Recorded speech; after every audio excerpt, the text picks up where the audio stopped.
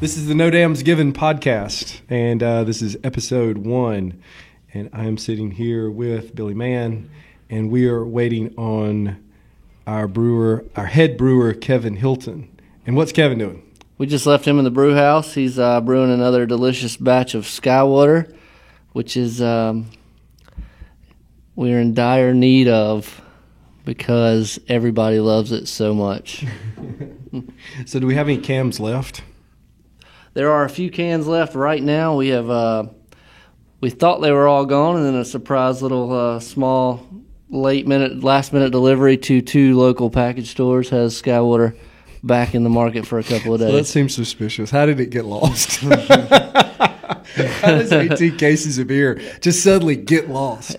Misplaced. Misplaced. I think misplaced is the story we're going with on the missing Skywater cans. Awesome. I'm Trip Morgan, and I'm the owner of Pretoria Fields Brewery, and we wanted to, the whole idea here is to tell the story of our brewery, give some of the struggle, which includes the struggle of organic farming and how we started our farm over the past 3 to 4 years, how we've created this new sense of community that I feel like in downtown, and what our commitment has been to revitalize downtown. And so we've planned 6 to 10 episodes already. We're going to start today. We also want to be a positive voice for Albany and the Southwest Georgia community. We love the Good Life City. We love the Good Life Every City. bit of it. No doubt about it. And so part of it is we're definitely brewers, and we're farmers that brew, brewers that farm. So we will be drinking. Today I'm actually having Skywater. I have a Skywater right now. Just finished a Berry Goza. So as far as Skywater goes, one of the coolest things we've been doing with it is changing the corn that's actually in it. And so the cool thing and what we're going to be doing as we go forward, and we'll certainly talk more when Kevin gets here, is about these specifics of looking at the ingredients that we have and how we can change the ingredients from being ordered from somewhere else to actually made in the Georgia soil. So as far as that goes in our story, I mean that seems like a big thing.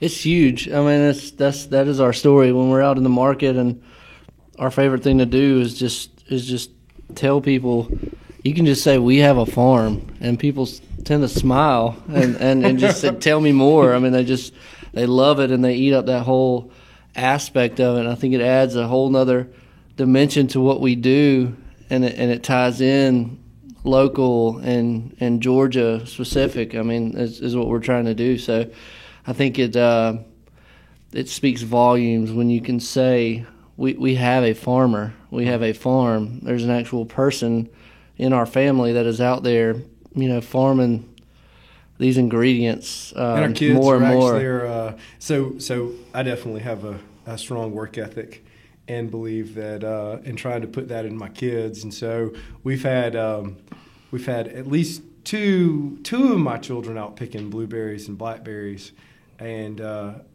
know you have the same work ethic.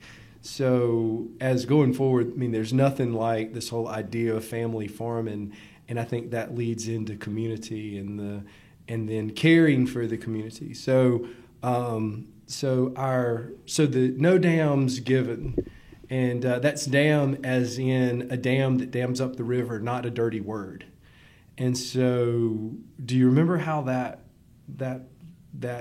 came about? That slogan came about. Were you there? I wasn't there, but I've heard tell of yeah. So Jason, we're sitting there and we're talking about different type or different things, and we're talking about our Sholey IPA. And the Sholey IPA, Mr. Eric Belusco came up with the name. For probably the past 10 years, we've been doing a fishing trip every year. Love to fly fish. I've been down the Flint River from Albany down to Camilla 1,000 times.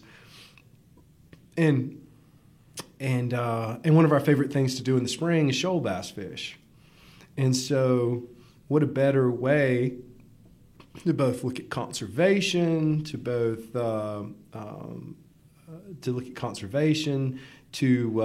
environment, and I think the greatest conservationists that around are farmers. Because without a good ecology, without good land, you're not going to have a successful farm. And so that's how the shoaly name came up. But the no dams given was we're sitting there and we're sort of throwing things back and forth. And Eric brings up the fact that the shoal bass, it's only indigenous to the Flint River and the Ocmulgee River, I think. And I think it was just recently reintroduced to the Ocmulgee River. So really it's only true sustainable natural habitat sustained natural habitat is the Flint River. It needs long segments of undammed stream. And so we're sitting there, and Jason, one of the guys from the levee, goes, "Oh, no dams given." It's because we had to blow the dam up to be able to do it. So and the Flint is just happens to have long segments of undammed area to be able to for the fish to survive. Awesome. And to enjoy nice floats on. Yeah. So tell me about yourself. Where did you come from? And so this is really two questions, but where did you come from, and then why beer? So you'd been working with Stubos for what?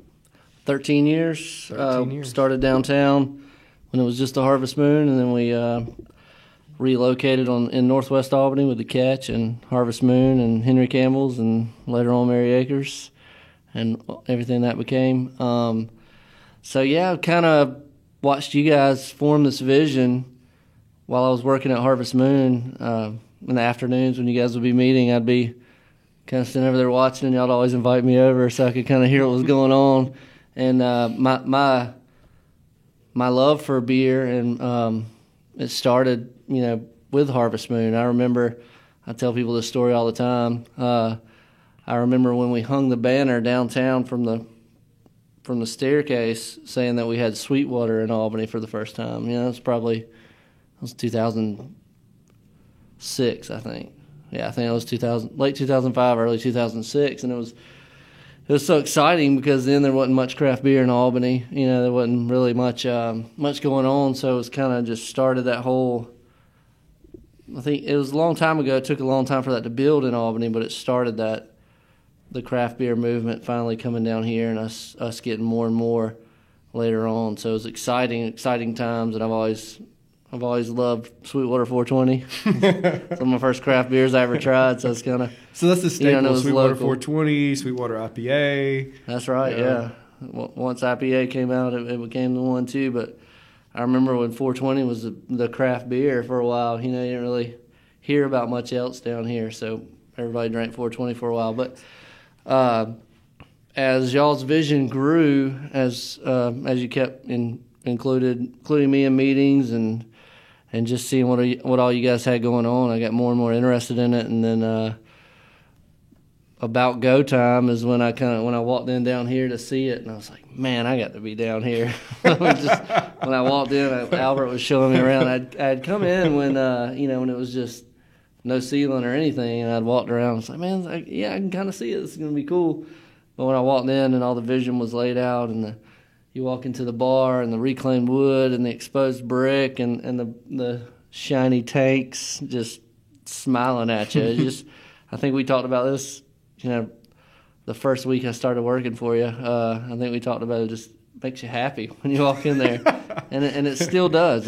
I'm in a lot of different meetings, and there's nothing like a good brewery meeting to start your day off in a positive way. It stood the test of time so far. Yeah, and still walk in and just smile. The offices upstairs, you can look down and see the guys brewing, and you can smell it. We all laugh about how it makes us hungry on brew day, hungry and thirsty, I guess I should say. But yeah, it's just, and then so that's my background work-wise is coming from a restaurant. And so have you seen? So you like I love the technical components of beer and the science of it, but you have been selling beer for the past 13 years. How has that changed? And I think you mentioned a little bit of it, but just describe how that has changed over the past 10 to 12 years up to the fact that now Albany has its own brewery. Okay, yeah, my love is not as technical as you guys and as the brewers, but my love is more just on a simple level. Just I love beer, but I love the way it just brings people together. You know, when people come in and they taste that new beer for the first time, and it's just, man, you know what, that is good. So and I think it's developed. People's tastes have developed, and people are. Us having a brewery here, a craft brewery here in town, has made people just have a desire, more so than before. They want to like this beer. You know what I mean? Before they were like, I'm just drinking my Miller Lite, or I'm just drinking my Bud Light. This is what I like. I don't want anything else. But when you put a brewery in their backyard and they come in and they see it, and it's a feeling when you walk in that tap room. It's an experience like no other, and so it makes you want to be a part of it. And I think that is that's really driven the taproom experience so far, is people just want to be a part of it. They want to find something they like, so they open their minds and they open their palates and they try something where they usually wouldn't have tried it. I know we all like to tell the story about, you know, kind of the little bit of dumb luck we had in the beginning where stout was the only thing ready that first night, so people had to drink stout, and they loved it. And I mean, you know, they never would have come in here and ordered a stout. Oh yeah, had we had all of our offerings on the table. But and what do we think the name should have been? I don't drink stout, but I don't drink stout, but this one's awesome. Yeah, I don't drink stout, but this one's awesome. Yeah, I wish we had a dime for every time we heard that first week. It was just, everyone was just excited about it. And I think, you know, beer, to me, just being in the business of restaurant and hospitality, it's a lot about experience too. You know, like the first time you tasted that certain beer, I mean, if there's an experience to go along with it, you love it forever. You know, I mean, it just adds to it. And it kind of ties together. So as far as our Sholey IPA and, you know, our No Dams Given, and one of the things I want to point out is part of our idea with the podcast is conservationists and talking about some of the things that we're going to do downtown, and how we want to promote downtown. I mean, there's this whole idea of collective consciousness, and collective consciousness is this concept where, you know, where you think, I think, but there's a group think that goes on with everyone. And this project was supposed to be a small project out on my farm. It's supposed to be, you know, sort of added value there.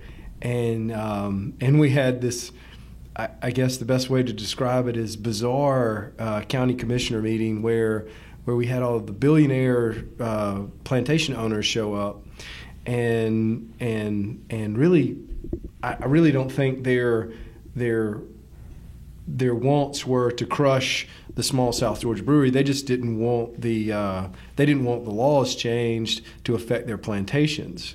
Well, but because of that, you know, the downtown development found out about what was going on, and suddenly the project gets moved downtown. The city invests, and I think, you know, this idea of a pub and a public house, and this communal awareness, this communal, like, I don't think I've seen a project in Albany the last, at least since I've come back from college and been here, get this much positivity where people looked at it and goes, oh, this is something we can all rally around. This is something that, oh, it's going to help downtown. Mm-hmm. You know, we'll all go down there, and it's really, you know, black, white, red, brown, green. It doesn't matter what the color of skin is. We've had everybody in town can come into the brewery. They can all feel the community that we have down there.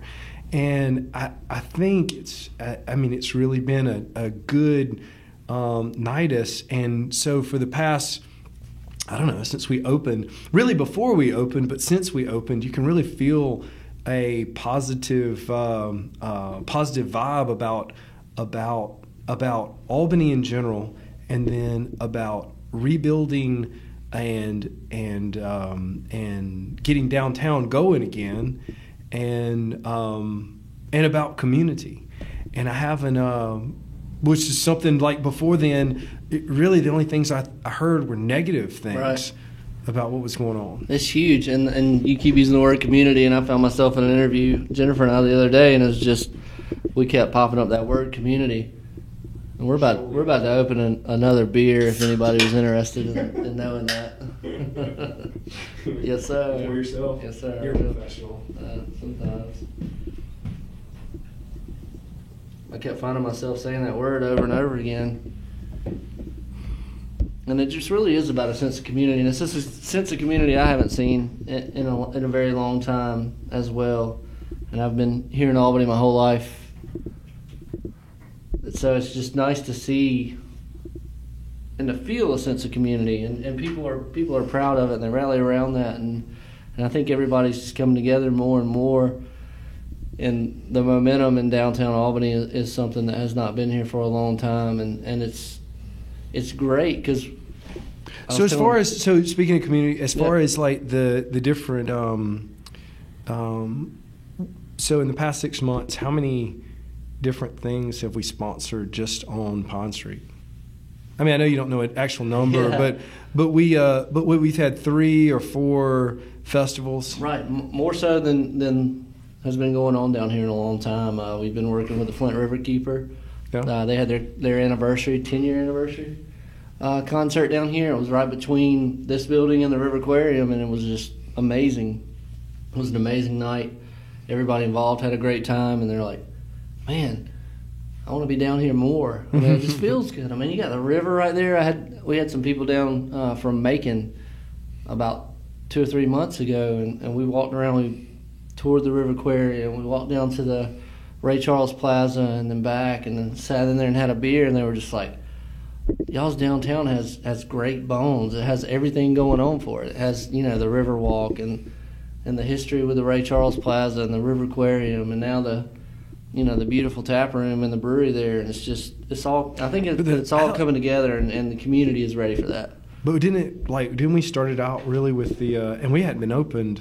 When is the marathon? March, first Saturday in March. We had the Albany Marathon, which has become it's a huge event for Albany. I should give them a big heads up, and we're talking about a sense of community. That event has harnessed a sense of community over the past few years that it has been around, and it really has built. And so it's a great starting point for something downtown to have that here. And so the first Saturday we do that, and we've always done a festival afterwards. So we were a big part of that this year, which was great, and that was kind of our kickoff into downtown events. Yeah.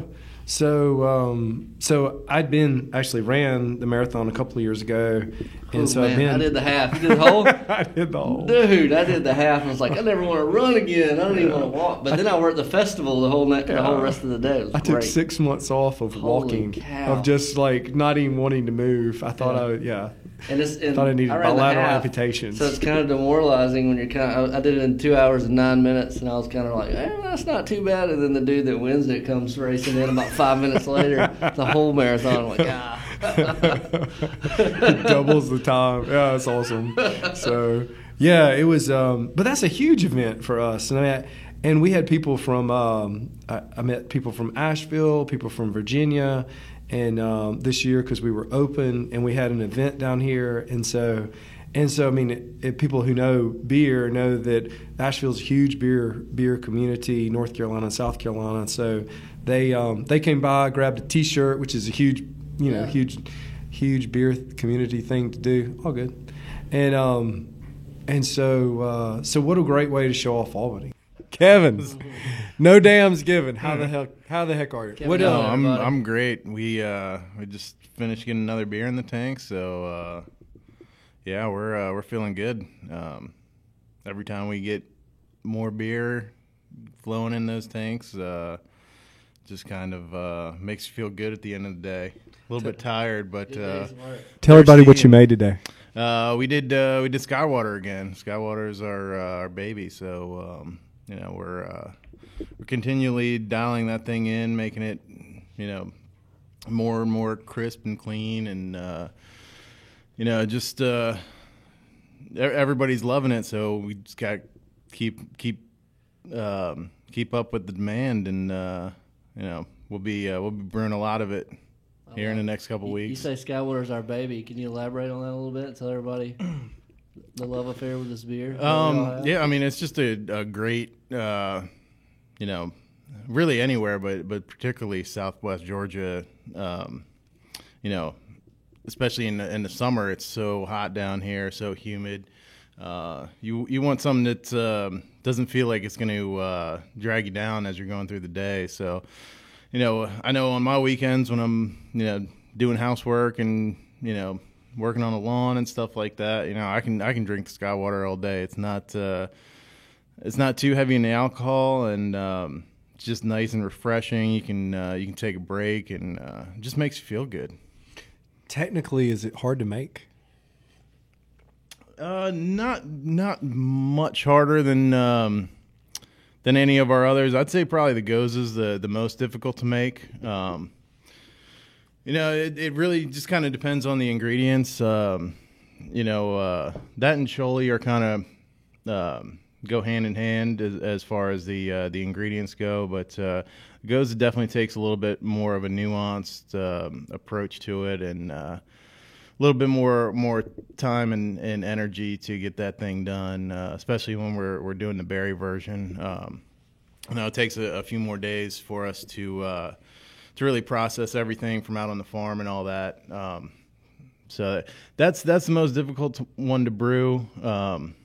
The other three kind of neck and neck there, but Gose is definitely.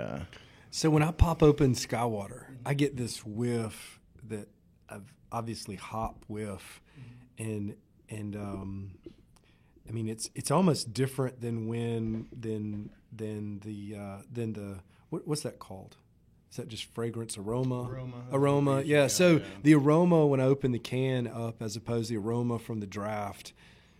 I don't guess it's different. It's just more concentrated. What is it about? What are we doing that gives that aroma? Can to draft difference. I mean, you do, like you were saying, you have a little bit more of a concentrated aroma when you're just smelling it through the little tab, versus you get this nice big glass where things are kind of escaping. So. That definitely plays into it, but we worked really hard on canning to the best of our ability. We're still kind of playing with everything, but we got some really great numbers on what really makes our beer taste fresh throughout its lifetime. So it's more of that than a difference in the batch or anything like that. We just,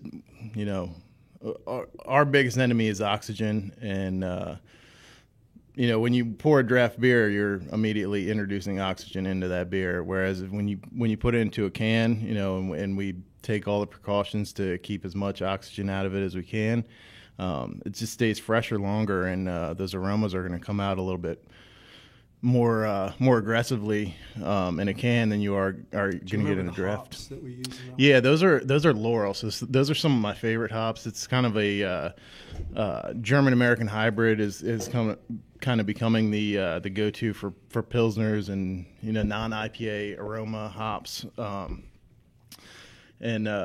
I've been working with them for about 2 years now, and they're coming more on the scene as far as the whole craft brewing scene goes.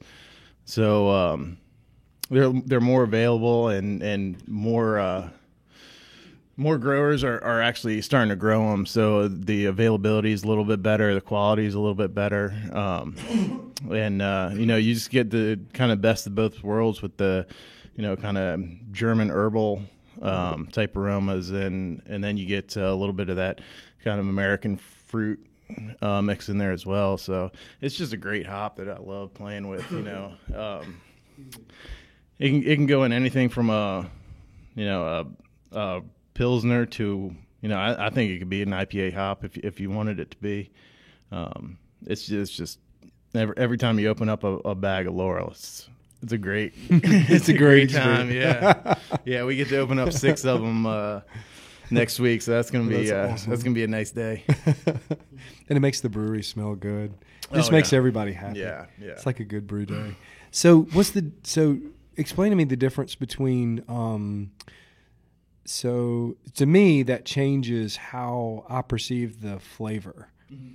And so when I get a good when I open the beer up and I get that beautiful hoppy citrusy aroma, and then take a taste, to me it seems like it changes the flavor.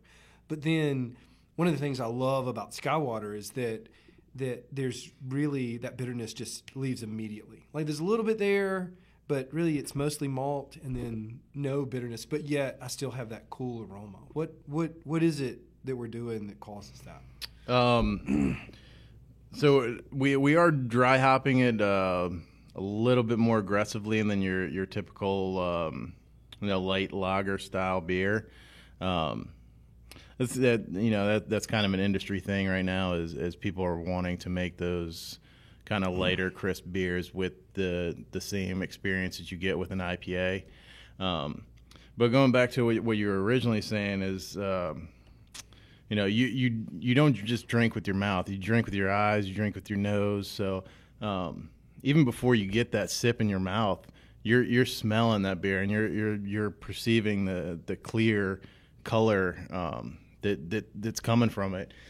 And that's another thing that we take really seriously is making that beer crystal clear. And there's a lot of haze bombs going around right now, and they're great too, but that's just not it doesn't fit in with what we're trying to do with the Skywater. So we want you to drink it with your eyes first, your nose, and then you can get the nice slight bitterness and kind of transitioning into that fruity herbal finish that we're looking for, nice and crisp, and a little bit on the drier side. So you want that second sip, you want that second beer, you want that second crowler. Right.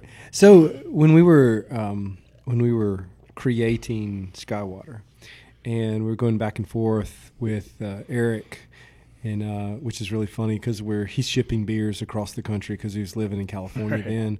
We were talking about, and basically, and who knows what's going to be good when you're trying to create something. But basically we said, look, my dad's been drinking light lagers his whole life. I'm fixing to build a brewery. I need a beer that my dad will actually drink and that he can say, I drink one of the brewery's beers and I like it. And so it is, we were seriously trying to get a transitional beer for the guy who has grown up in the southern United States, where it's hot. We got two seasons here. We got Christmas and we got summer. So I haven't seen Christmas we yet, got but Christmas summer's and we got pretty summer. intense. Yeah, it pretty much starts the whole year. And so we needed, and that's, light lagers are awesome for that, but we wanted to create something and calling it Skywater around local legend and lore was part of that. So I don't know, Billy, did we fulfill that? I mean, did we get to man, every bit of it? And my dad's the same way. My dad actually brewed one of those light beers that so many people drank for so many years. He actually worked for that company. But so to see him come in here and drink the Skywater, I mean, he keeps a crowler. He doesn't even drink. He never even drank, and he keeps a crowler of Skywater in his refrigerator. He's like, it's delicious. And I mean, it ties back into what we were saying earlier, the whole experience and the whole, just buying into what we're doing down here, wanting to like it, and we did a good job. Eric did a great job, and Kevin, of giving them something that they could like and be proud of, and be their hometown beer and be their go-to. So it's been amazing to watch that. And Kevin, I had a question. We were talking about brewing. You were talking about, when you open the Laurel and that makes for a good day, and you were talking about the Goza being harder. What makes a beer fun to brew? What makes for a fun brew day? I know. But What about a brew like a different beer that just makes it more fun than the others? Is it those aromas that you get from the hops you like working with, or is it from a different process, the dry hopping, or I don't know? I'm a big malt guy. I get a kick out of. This is gonna sound a little strange to people, but I get a kick out of milling. I kind of snack on all the grains as they're going in. So, I'm tasting the beer before it's even beer. So tell people what milling is. Yeah, so we start with grains. We grew 2-row and 6-row out on the farm this year. So we send that barley. Barley, and so we'll send that off to a maltster who will basically get it to the point where we can use it in our beer. There's a little bit of kind of trickery that the maltsters use on the grain to actually get the starches to come out, so that we can actually convert those starches to the sugars, which make the actual beer. So there's a wide spectrum of everything from very kind of bland grains to super roasty grains that taste like coffee and chocolate, and everything in between. And some of my favorites are kind of in the middle there. Stuff that's that gets pretty complex. It's not too sweet, but these maltsters, they've been doing it for hundreds of years, and they've figured out how to really accentuate the flavors of the grain. And like I said, there's such a wide berth of flavors that you can get out of it, and they're different from batch to batch. So I try to head it off at the pass and really taste the grain before it's even going in the beer. So if there is something a little bit off or different, or something I like more, then we can talk about it, and we might change the grain bill a little bit. It's a science, but it's also an art, and you gotta come away with the same result, even if you're getting different inputs. So that's something that we work on constantly, and Eric's great at it. He helps me out a lot, and it's all about, at the end of the day, creating consistent product. And we don't always get the most consistent ingredients, just because there's we're getting ingredients from all over the world. We're getting stuff from Germany and from California and Colorado and everywhere. So it's really actually someone crawling up under on the floor. I haven't seen that before. So the grain bill, and how is that trying to incorporate stuff from an actual farm? And I think this can lead into your, this question leads into your previous where you've worked before. So before, obviously, you didn't have a farm, and so everything was ordered. And so how is the thought process from going from ordering everything you make to okay, I've got Harris the farmer telling me I've got 2-row barley ready and smelt ready, and oh, by the way, we got a pretty good harvest of watermelons. Yeah. So those and he does that, doesn't it? Those are fun problems to have. Yeah. So in the typical brewing world, everybody kind of more or less gets the same ingredients. There's a couple suppliers that do the majority of the craft brewing world. And are those the maltsters?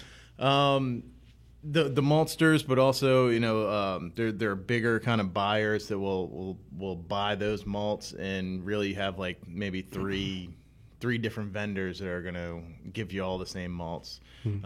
So with working in these smaller batches and working directly with the maltster, we can go to our maltster and say, this is what we're looking for. Can you do this? If you can't do this, what can you do? And we'll try to work around what you can do. So the two types of barley that we grew this year, they're not widely used, which is great for us. I mean, it'll give us a completely unique flavor that you can't get from, the big manufacturers that are putting out thousands of tons, a week of malt. We've got a couple tons that we're doing, and it's going to be, the old kind of terroir of Southwest Georgia is going to be in each one of our beers, and that really makes us unique. But it's also a challenge because we don't have any previous feedback from people that have done it before. We're starting from scratch, and we're kind of learning as we go. And it's nice to have the pilot system so that we can kind of do it on a small scale before we commit to something and make these big batches of beer that take up a lot of grain. So we do our due diligence and try to find the best use for all of our ingredients that we're getting from out on the farm. And when he tells me we got watermelons, it makes me thirsty. We can do a lot with that. So what would we put that in?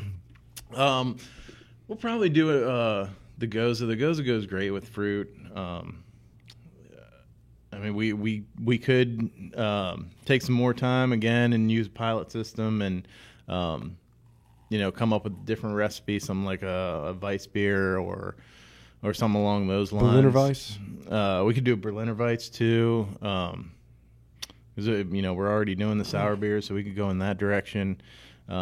There's that's what I love about brewing is that you can, someone can put something on the wall and 10 different people will give you 10 different answers on what you should do with it. And at the end of the day, they'll probably all be good, but it's just what do you want to do? So to change course a little bit, I asked Billy a second ago. One of our questions was how did you get down here? I know how you got down. Me. I know. Billy said, "Come down." Yeah, but it's 100,000 degrees down here. So. Oh yeah. Yeah, where were you? So I was in D.C., which is a literal swamp. So I'm not gonna play who's got the worst weather, but it's pretty comparable. It's muggy and gross there, all for 4 or 5 months a year. So. I'm not too out of my element yet, but yeah. I mean, I kind of stumbled upon what was going on down here, and I thought it was something that was long overdue for the craft brewing world. And the more that I talked to everybody, got along with everybody, the more I was ready to come down and join the party. I like that your dad was a football coach. Yeah, I mean, there's everybody in South Georgia, not everybody, but a lot of us grew up playing football. We went through all the same things you went through. Yeah, Coach was our idol. Coach Lowe was mine. And so to have that and your dad come down and meet him, that's why you got the job. Actually, his dad was a football coach. He's got to be all right. Yeah, he always makes friends real easy. So, yeah. So you played ball, right? I did. I played at Virginia Tech for a couple of years. It was a great experience. Taught me a lot, but there's a lot of competition out there to be a football player. So. I'm sure down here, it's even more competitive. But something that I always follow up with what's going on up in Blacksburg now. I used to be down in Blacksburg, but football's a great escape, and there's nothing that goes better than beer and football. Yeah, no doubt. Yeah, exactly. So how did you get from, was it Virginia Tech you said? Yeah. How did you get from Virginia Tech football to brewer? Because that was not your trek, was it? I took a real it's a roundabout. Yeah. So me and a buddy of mine, we were actually we had some investors who were going to start a little kind of sandwich shop, and we wanted to do kind of the all natural thing. So I actually got started by making homemade sodas. Oh, cool. And my buddy was like, "Yeah, we should make some beer." I was like, "Oh, that's way too hard. We're never gonna be able to do it." Beer is hard. And then a year later, we both got kegerators, and we're spending every dime that we have on ingredients and books and all that.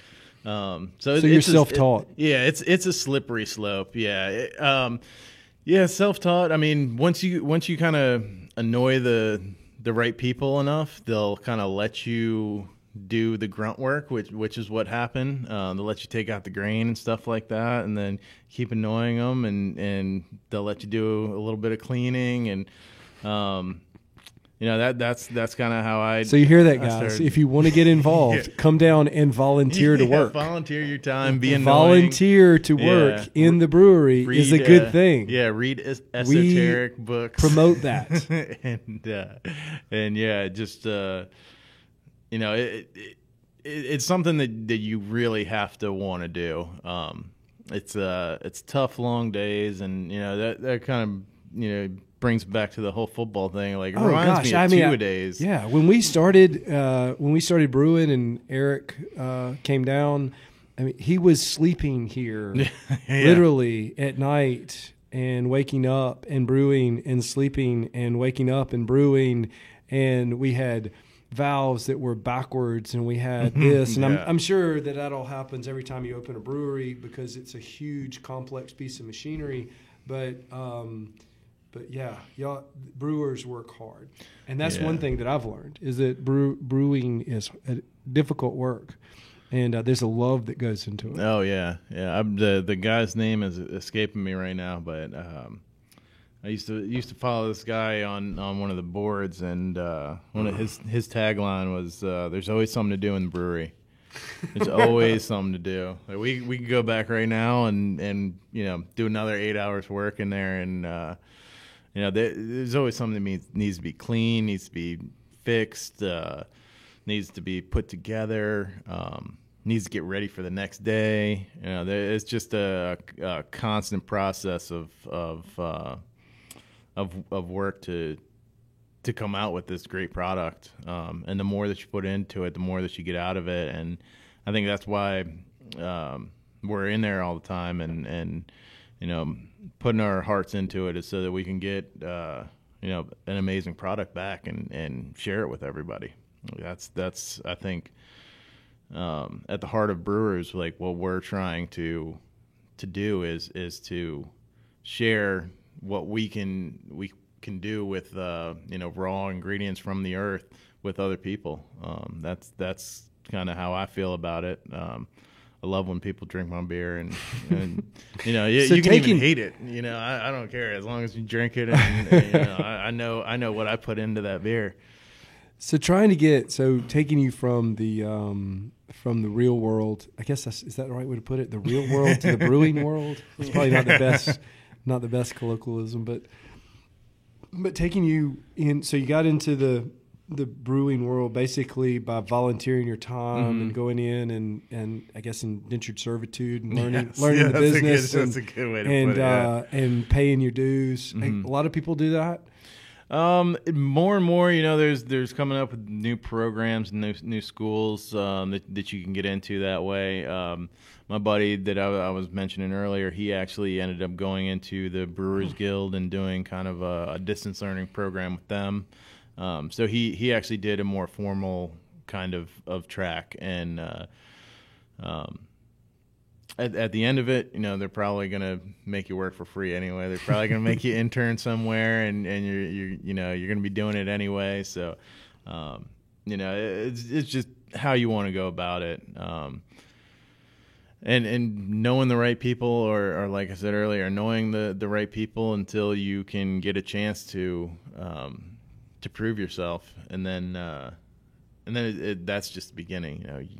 It's constant education that you have to go through. We're always reading books. There's always new articles. There's always new beer styles that are coming out that you want to figure out how to Local brew- IPA. Local IPA, yeah. We were talking about that yesterday, and we tossed around that hazy word a little bit, and some people got excited. So, it really started in New England.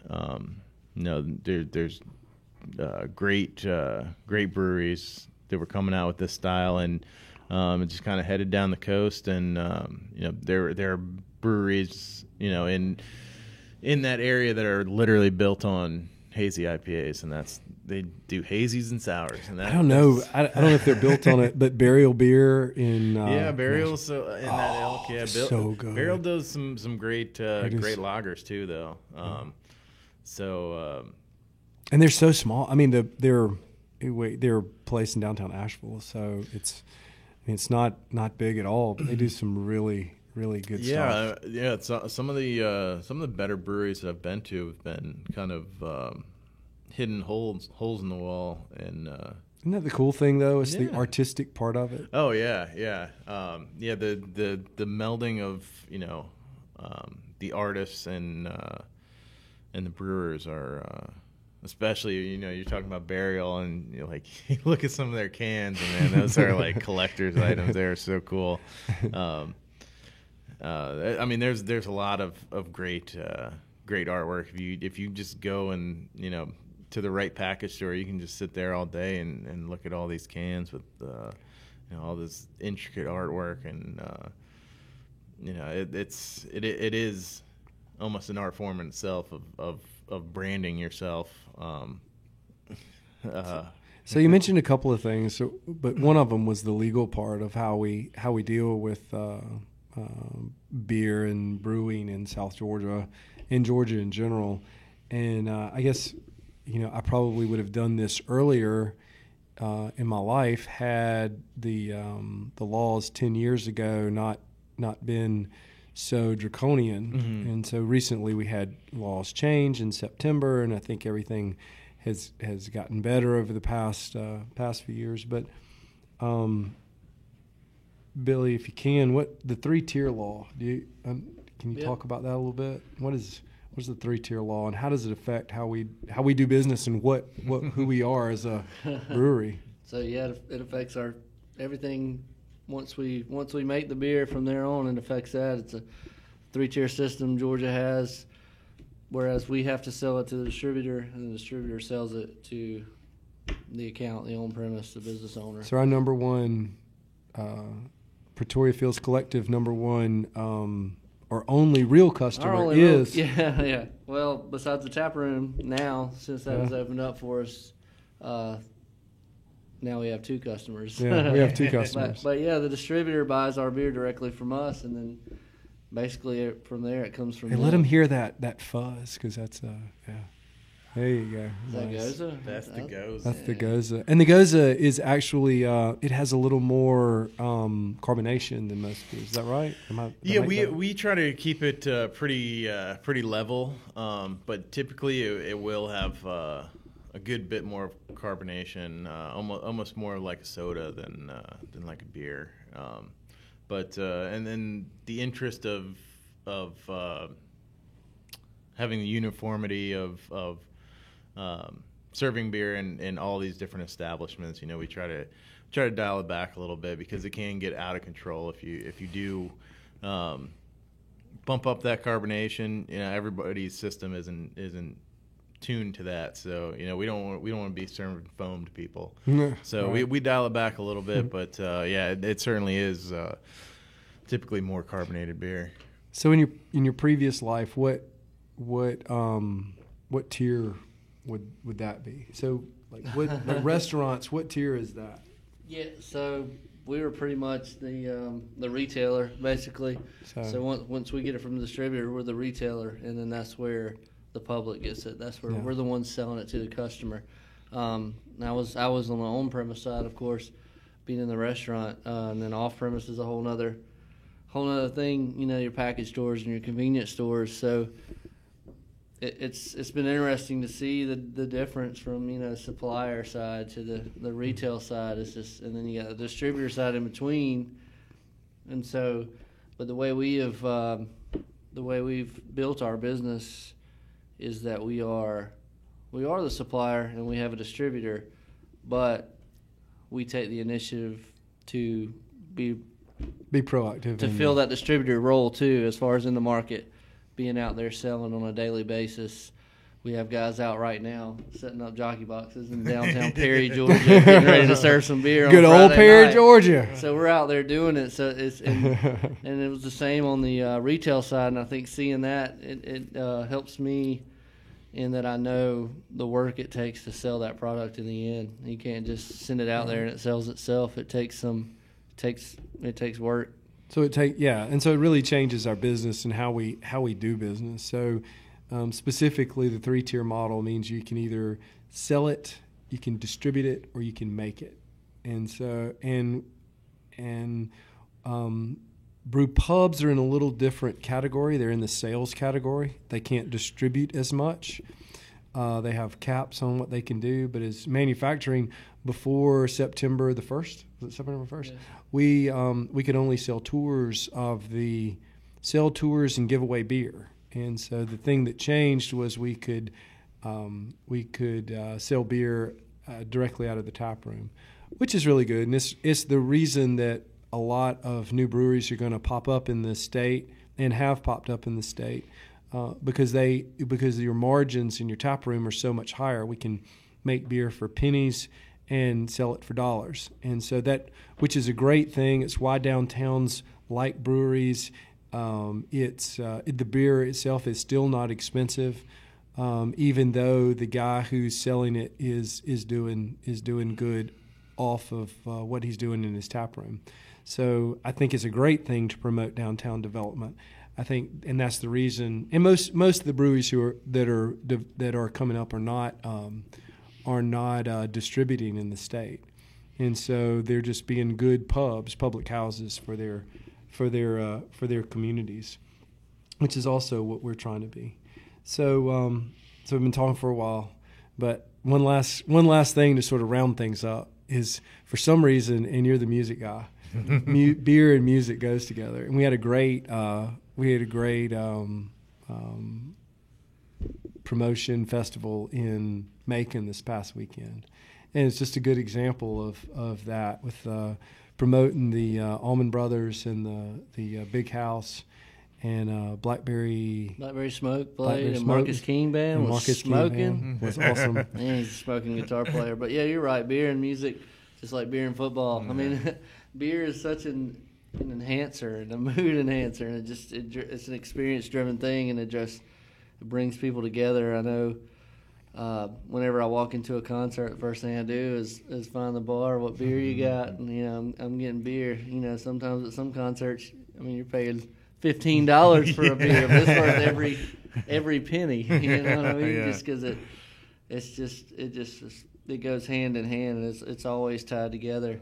And music, and to go even deeper to that, music and brewing. They're both art forms, so it all kind of. It just brings together creative and artistic people. I think, because you'll see people who like that homegrown creative music are the people who drink your craft beer. And it's always gone together. Just coming from a background, we're going to panic shows and things like that, and little small festivals that Cowboy Jay would play at occasionally would just be, just ties into the experience. I remember the first time I had a Yuengling in a lot in North Carolina, in Raleigh, North Carolina, I was like, oh man, I've been wanting to try Yuengling forever, And right before I go to a panic show, I'm drinking my first Pottsville, Yuengling. Pennsylvania, the oldest brewery in the United States. Yeah, I'll never forget that first Yuengling I tasted walking. And Mr. Yuengling is still there. Dick Yuengling, yeah. Yeah, he's still there. Yeah. So it just all goes together for me. It's always gone together. Right. That's awesome.